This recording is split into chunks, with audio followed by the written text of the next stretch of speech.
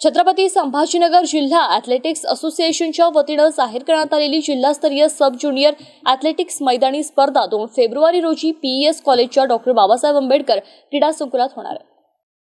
ही मैदानी स्पर्धा 8, 10, 12 आणि 14 वर्ष वयोगटातील मुला-मुलींमध्ये रंगणार आहे। यामध्ये प्रथम 3 क्रमांकाच्या खेळाडूंना गुणवत्ता प्रमाणपत्र आणि मेडल दिले जाणार आहे, तर सहभागी झालेल्या सर्व खेळाडूंना प्रमाणपत्र मिळणार आहे। प्रथम 3 क्रमांकाच्या विजेत्या खेळाडूंची पंढरपूर येथे होणाऱ्या राज्यस्तरीय सब ज्युनियर मैदानी स्पर्धेसाठी निवड केली जाणार आहे। स्पर्धेसाठी प्रति इव्हेंट 100 रुपये प्रवेशिका ठेवण्यात आली असून प्रवेशिका जमा करण्याची अंतिम तारीख 31 जानेवारी आहे।